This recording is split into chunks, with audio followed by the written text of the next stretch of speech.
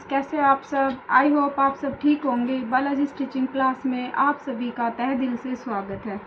सभी बहन भाइयों को राधे राधे, जय श्री राम। आज मैं आपको बताऊंगी पैंट की कटिंग।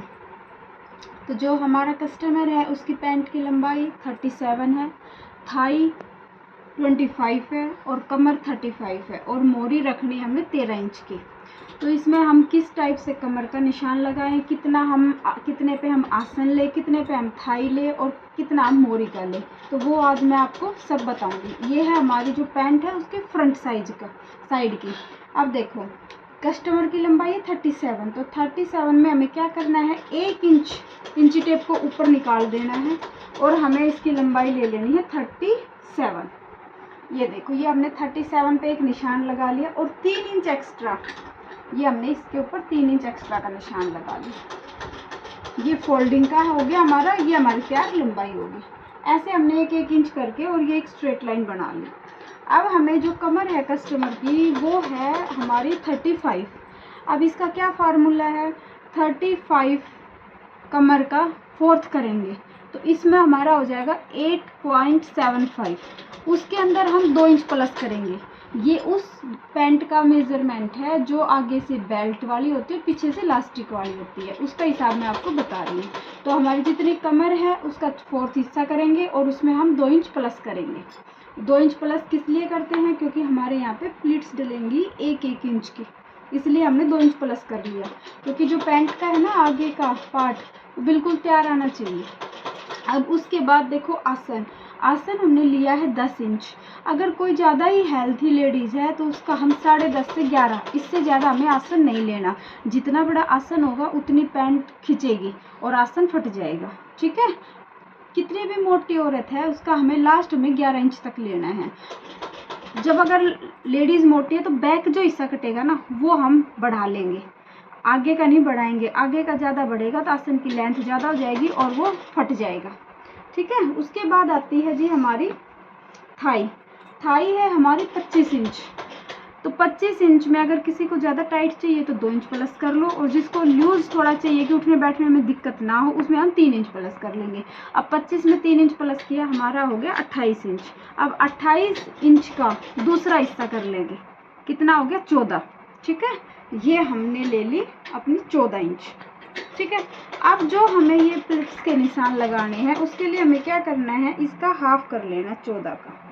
तो ये आ गया 7.2, 14.5 का हाफ 14 का हाफ हो गया 7 इंच। ये हमने 7 इंच के ऊपर निशान लगा लेना है। इतना ही हमने यहाँ लगाना है, ठीक है। और जो ये प्लेट्स हमारे यहाँ पड़ेंगी उसकी लंबाई हमने 4 इंच के करीब लेनी है, ठीक। और इसमें हमने कट लगा लेने हैं। किनारी वाला जो हिस्सा है इसको हम कपड़े में से निकाल देंगे। अगर हम किनारी को कपड़े में से नहीं निकालेंगे तो जब हम इस पे मशीन चलाएंगे तो इस पे खिंच पड़ती है, कपड़ा मतलब खिंचा सा लगता है, इसलिए हम किनारी को हटा देंगे। अब जी नंबर आता है नीचे मोहरी का। मोहरी के 2 टाइप है काटने के, या तो जो हमारा यहाँ आया है उतना ही हम नीचे लें, जैसे 7 आया है तो 7 हमने नीचे ले लिया, ठीक है।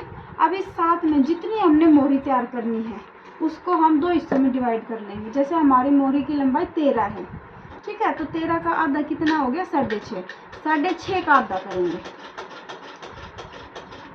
3.2। ये हमें आगे का पार्ट हमें बिल्कुल फिक्स काटना है, इसमें हमें कोई मार्जिन नहीं रखना।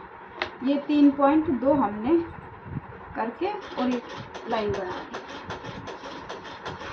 अब एक लाइन जी हमारी ये हो गई और एक लाइन हमारी ये हो गई।